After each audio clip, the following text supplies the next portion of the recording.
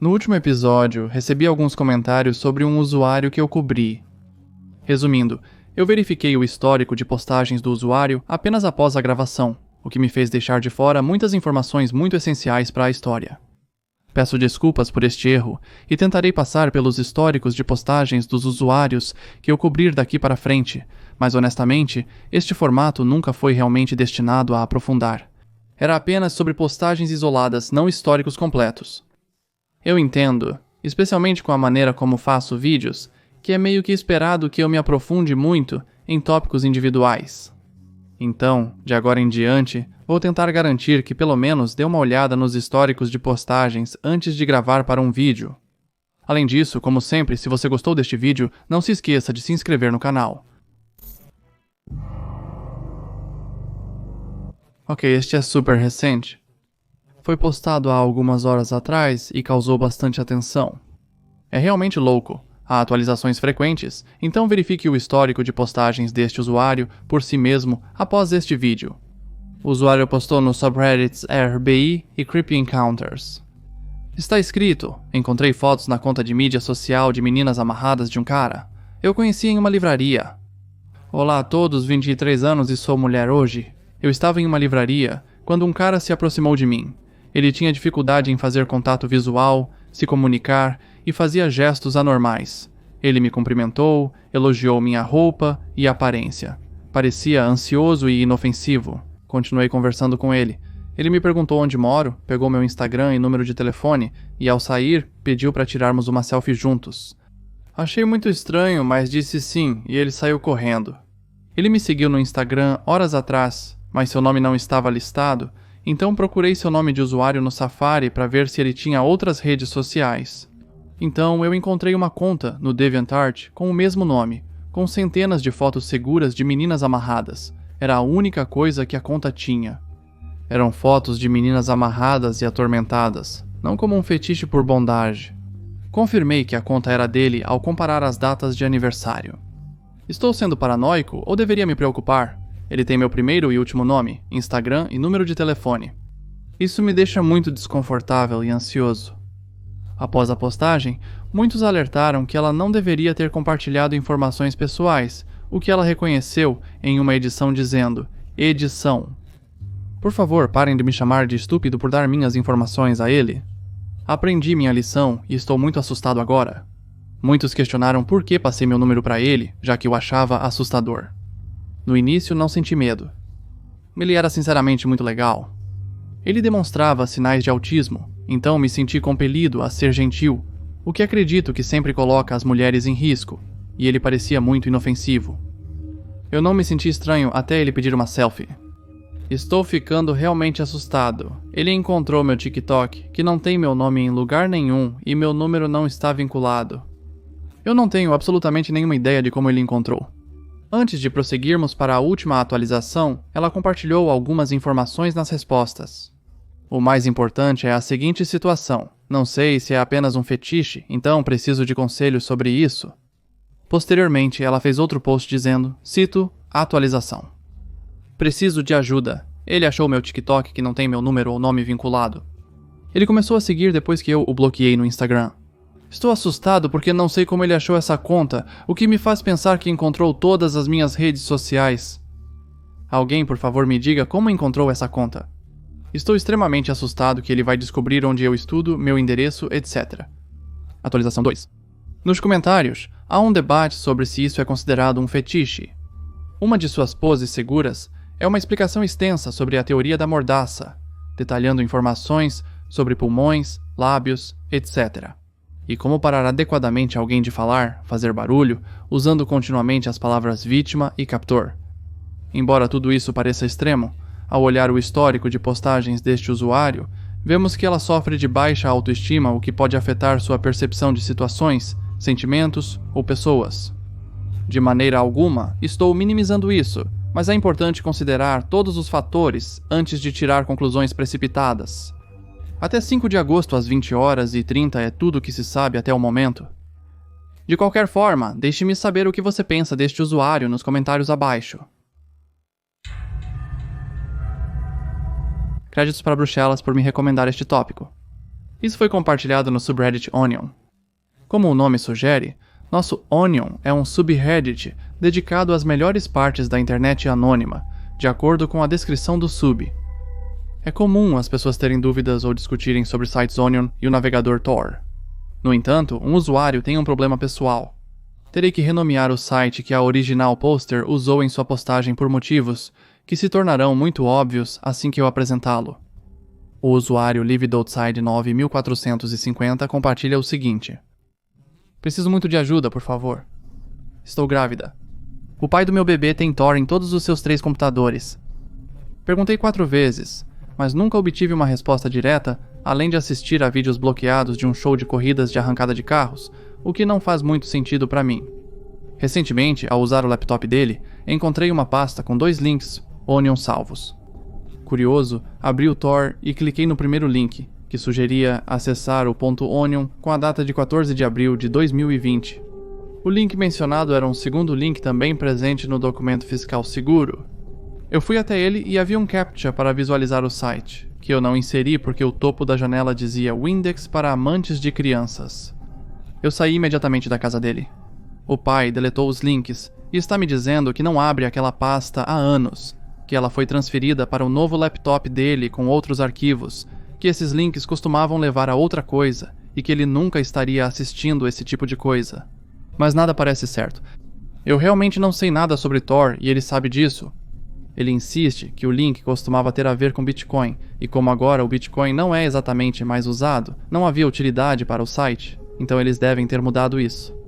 Ele disse que costumava ser chamado apenas de Windex, e que os XS extras foram adicionados quando transformaram em um site explícito.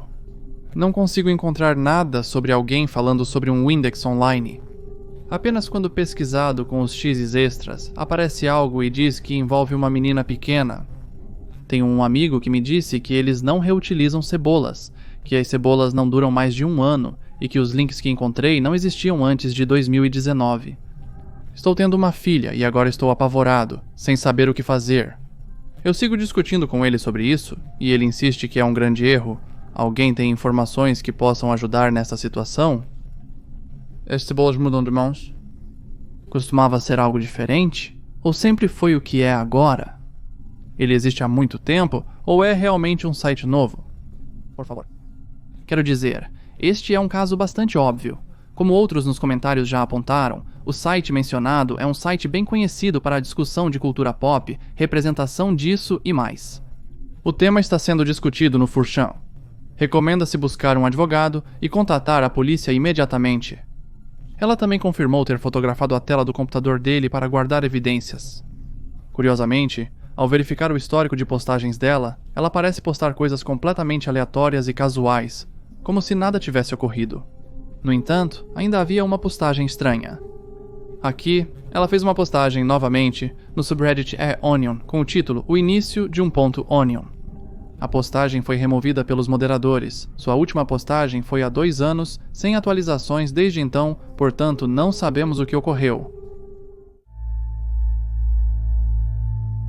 Esta data de semanas atrás e foi compartilhada pelo usuário no Corder9871. É muito arrepiante e lê. Estou sendo perseguido pelo meu tutor de biologia. Começou quando eu tinha 16 anos e agora 22. Quando eu estava na faculdade, entre os 16 e 20 anos, entrei em contato com um tutor da minha faculdade. O nome dele é Jonathan e ele ensinava biologia na minha faculdade. No início, ele me tratava de maneira bastante normal, mas com o passar do tempo comecei a notar coisas nele que me perturbavam. Estava eu na aula, concentrado no trabalho, quando notei que toda vez que erguia o olhar, ele me encarava do outro lado da sala, de sua mesa. Quando eu olhava para ele, seu olhar não se desviava de imediato. Eu desviava o olhar e depois voltava, e ele estaria olhando para outra coisa. Isso me fazia sentir tão desconfortável e mal que eu procurava ajuda com as tarefas com outros tutores de propósito. Ele costumava corrigir minhas tarefas e sempre deixar a mensagem "Venha me encontrar" embaixo de qualquer erro que eu cometesse, em vez de simplesmente escrever o que eu precisava adicionar. Isso me forçava a interagir com ele, onde ele sempre mudava o tópico da conversa para algo diferente. Quando mencionei isso para minha única amiga, ela apenas disse que ele era amigável, mas sempre me senti intimidado. Ela insinuou que eu gostava dele, então parei de contar para os outros o que estava acontecendo. Quando eu sentava na grama perto do lago do campus e jogava no meu Nintendo Switch. Uma vez, enquanto eu estava jogando, me virei e o vi sentado sozinho em uma mesa de piquenique me olhando. Eu me senti desconfortável com isso e me levantei para ir embora. Ele gritou comigo e disse que precisava falar comigo sobre minha tarefa. Voltei para ele e perguntei quanto tempo ele estava sentado lá e ele disse que acabara de sair para pensar e não percebeu que era eu. Ele continuou falando sobre como nossa tarefa vale pontos extras ou algo assim. Parecia que a conversa era inventada, e então ele me disse que notou que eu não tinha muitos amigos e perguntou se eu estava bem. Eu disse que estava e ele me perguntou se eu tinha namorada. Eu menti e disse que sim, depois disse que precisava usar o banheiro e sair. Depois disso, ficou claro que ele estava atraído por mim, mas eu o achava assustador e não sabia a quem recorrer. Fiz uma postagem no Reddit e as pessoas disseram que eu provavelmente estava exagerando, culparam minha ansiedade e sugeriram terapia. Tentei descartar tudo o que estava pensando e não contei a ninguém que sentia que estava sendo assediado. Quando eu estava na faculdade, às vezes o via me observando. Isso tornou a faculdade um pesadelo por 4 anos, e eu não tinha ninguém com quem pudesse conversar a respeito. Uma vez, em uma de suas aulas, ele ensinou uma lição sobre inseminação artificial em animais de criação, o que foi muito desconfortável para mim. Sem entrar em detalhes gráficos neste post, ele falou sobre ordenhar o sêmen deles com uma mão enluvada. Não era nada fora do comum para a nossa turma, e nos foram dadas tarefas como parte do nosso curso de qualquer maneira. Jonathan disse que tinha corrigido minha tarefa e para pegá-la no final da aula. Quando todos saíram da sala, fui até a mesa dele para pegá-la. Quando ele me entregou minha tarefa, notei que ele estava usando uma única luva em uma mão e começou a me olhar com um sorriso sinistro. Fiquei assustado e saí. Eu não perguntei sobre isso. Eu apenas saí da sala. Foi provavelmente a situação mais desconfortável que ele me fez sentir enquanto eu estudava. Nem me senti capaz de contar a alguém, pois era uma situação muito estranha. Eu temia que ninguém fosse acreditar em mim. Eu temia que todos fossem rir de mim. Quando me formei, ele enviou solicitações de amizade no Facebook para toda a minha turma. Eu não aceitei, mas ele continuou a excluir e reenviar as solicitações até que eu o bloqueei. Depois recebi uma mensagem aleatória de um número desconhecido, dizendo que nós precisávamos conversar e que eles tinham sentimentos incontroláveis por mim. Eu o reconheci e bloqueei seu número. Depois, ele comprou uma casa na minha rua e um cachorro para me encontrar sempre que eu passeasse com o meu.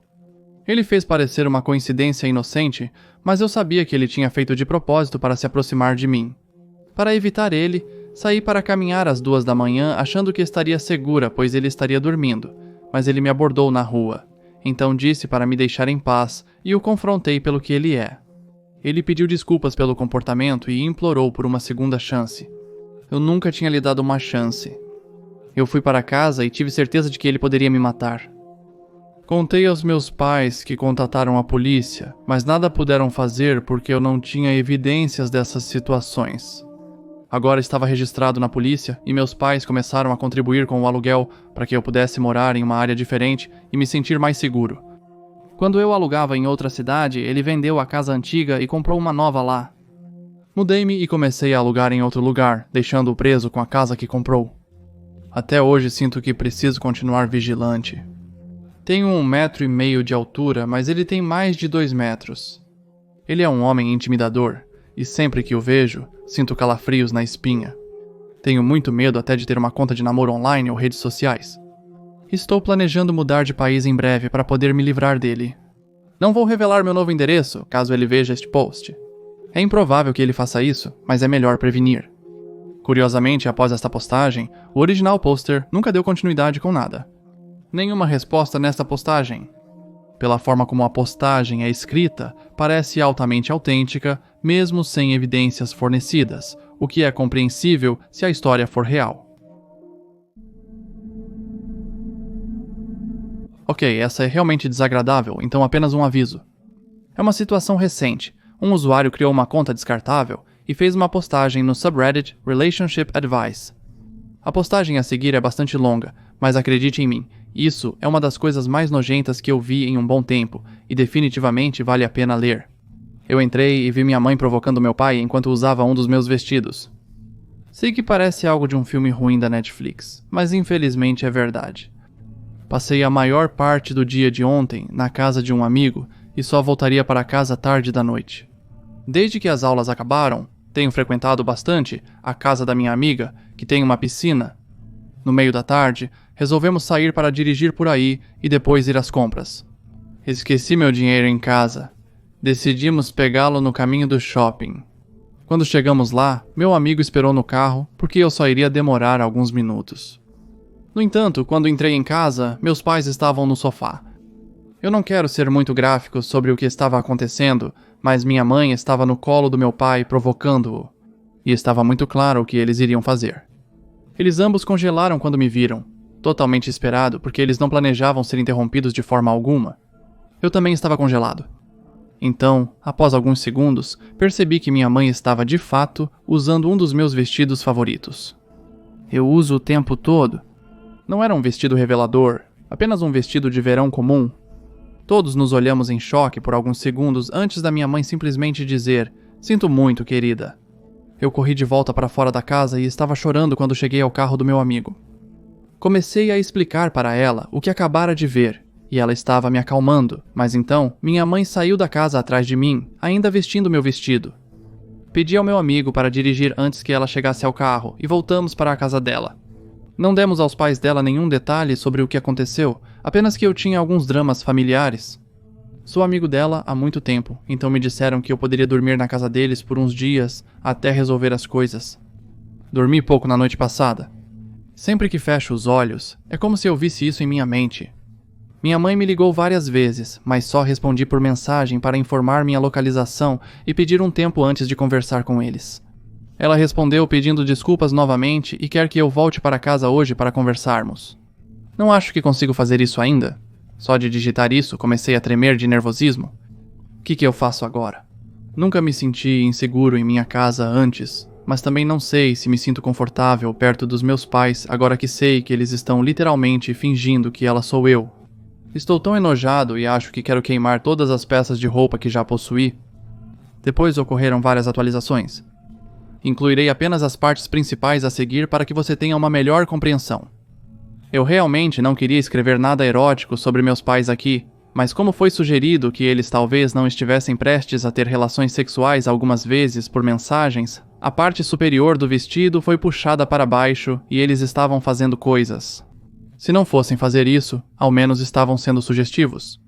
E isso também. Não estou chateado de forma alguma que meus pais estavam fazendo isso.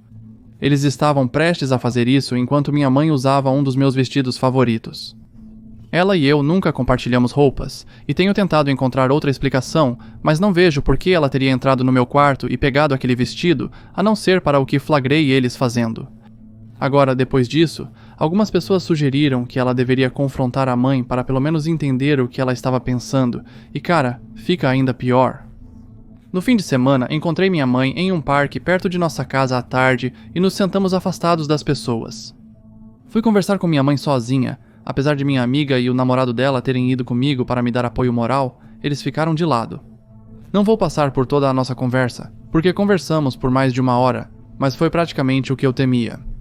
Ela estava se passando por mim quando eu a peguei com meu pai. Ela não confirmou a duração, mas listou várias peças de roupa minhas que havia pegado e emprestado antes. Ela afirma que todas foram limpas cuidadosamente antes de devolvê-las, e eu acredito nela, mas nunca mais usarei nenhuma dessas coisas, independentemente disso. Talvez tenha sido estúpido, mas perguntei qual deles teve a ideia de ela se passar por mim. Segundo ela, foi ideia própria. Ainda não me sinto à vontade para ver ou falar com meu pai, e ele também não me procurou desde que os flagrei, então acredito que ele também esteja desconfortável em tocar no assunto comigo. Confirmei que meu pai estava no trabalho antes de falar com ela, pois queria passar em casa para pegar mais algumas coisas. Ela me deixou ir lá sozinho, com meus amigos pegar o que eu precisava antes de voltar para a casa dela. Resumindo, encontrei-me com minha mãe para discutir as coisas, e ela confirmou que estava se passando por mim quando eu a peguei com meu pai. Continuo ficando com minha amiga e a família dela até descobrir para onde vou daqui. A postagem dela foi excluída, mas o histórico de publicações é realmente obsceno e indecente. Se é que você pode chamar isso, não vou passar por isso neste vídeo, mas se você estiver curioso, dê uma olhada você mesmo. Ela disse que tentaria encontrar um lugar para seguir em frente com sua vida. Ok, para terminar este vídeo, escolhi um tópico mais leve e não tão intenso quanto os outros apresentados neste episódio. Este diz: Homem no meio da estrada. Então, isso aconteceu quase exatamente 3 anos atrás.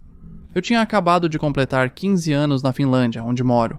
Aqui, fazer 15 é algo grande para os adolescentes, pois podem tirar a carteira de motorista de ciclomotor, que são uma parte enorme da cultura juvenil local. Resumindo, eu tinha acabado de tirar minha carteira e estava em uma festa na casa do meu amigo. Meu amigo vinha de uma família rica, que possuía um enorme terreno, principalmente com florestas habitadas e lagos. A casa deles situava-se no centro do terreno deles, em um local remoto rodeado por floresta. Embora eu morasse bem longe, insisti em ir sozinho com minha motoneta novinha em folha, já que estava tão animado por finalmente ter uma. Meus pais eram contra, mas acabaram me permitindo dirigir até lá. A festa durou o dia todo, e por volta das 2 da manhã, finalmente tive que partir. Apesar da riqueza da família, a única estrada que liga a casa do meu amigo à rodovia principal é longa, estreita, mal pavimentada e cercada por floresta. É perturbador pra caramba, especialmente à noite. Deveria ter sido iluminado adequadamente, mas naquela época quase todos os postes de luz estavam quebrados ou derrubados por tempestades. Questionei-os várias vezes sobre a falta de cuidado com a estrada, mas simplesmente responderam que não estavam interessados em pagar alto valor para uma empresa repavimentar toda a via e substituir os postes de luz. Como já estava completamente escuro, a única coisa que iluminava a estrada era uma pequena luz frontal na minha motoneta. Depois de cerca de 10 minutos na estrada, eu estava a cerca de 5 minutos ou mais da estrada principal, então ainda estava completamente escuro. Nada estava fora do comum até que eu vi um movimento no canto do meu olho. Eu vi uma figura correndo da floresta escura, caindo de cara na estrada na minha frente, com galhos e folhas voando ao seu redor. Freiei e, por sorte, evitei atingir a figura. O freio traseiro travou, então acabei caindo e deslizando pela estrada por um tempo. Quando parei, levantei rápido e olhei para onde a figura estava deitada. Claro, eu pensei que era um animal como um alce ou um veado, mas rapidamente percebi que não era um animal. Era um humano adulto, quase certamente um homem. Neste ponto ele se levantou e estávamos a cerca de 3 metros um do outro, apenas nos encarando. Nunca tive mais medo na minha vida. Mais perturbador ainda era que este homem parecia mais assustado comigo do que eu dele. O homem, com idade entre 20 e 30 anos, era bem baixo e magro. Seu rosto estava pálido, com olhos fundos nas órbitas. Se você sabe como é o rosto de uma pessoa gravemente desnutrida, sabe como era o rosto dele. Ele vestia um moletom sujo e shorts de basquete, mesmo com a temperatura abaixo de 5 graus Celsius. Ele tinha cabelos loiros desgrenhados, com detritos e folhas, usando apenas meias encharcadas, sem sapatos. Nesse momento, ele tremia e se sacudia sem parar, olhando para trás com uma expressão preocupada no rosto, como se estivesse sendo perseguido ou soubesse que algo ruim estava na floresta. Eu queria dizer algo para ele, mas não consegui. Após um momento, ele me encarou e abriu a boca. Era como se ele estivesse prestes a dizer algo, mas rapidamente recuou. Fechou a boca e de repente correu para a floresta sem uma lanterna ou qualquer outra fonte de luz e rapidamente desapareceu. Fiquei ali sozinho por um tempo antes de correr para minha motoneta, levantá-la e dirigir rapidamente para a estrada principal. Minha motoneta tinha amassados grandes, máscara frontal quebrada e escapamento danificado, mas ainda dava para dirigir. Dirigi para casa e acordei meus pais para explicar tudo, ainda tremendo de choque. Eles ficaram furiosos porque bati minha motoneta e não acreditaram no ocorrido. Eles acharam que eu estava só sendo idiota e manobrava até cair. Não fui castigado, mas não me deixaram mais dirigir à noite. Estava tudo bem para mim, já que eu também não queria fazer isso. Durante toda a semana seguinte, perguntei a qualquer pessoa que estava na festa ou morava por perto se tinham visto algo em comum. Também acompanhei as notícias para saber se houve algum incidente nas redondezas naquela noite, ou se havia um fugitivo da justiça ou paciente psiquiátrico à solta. Nada apareceu e ninguém mais viu nada. Ainda às vezes penso quem era aquele cara e o que ele estava fazendo na floresta sem luz no meio da noite. Na verdade, me sinto mal pelo cara e lamento não tê-lo ajudado naquela época, pois parecia que ele não estava bem.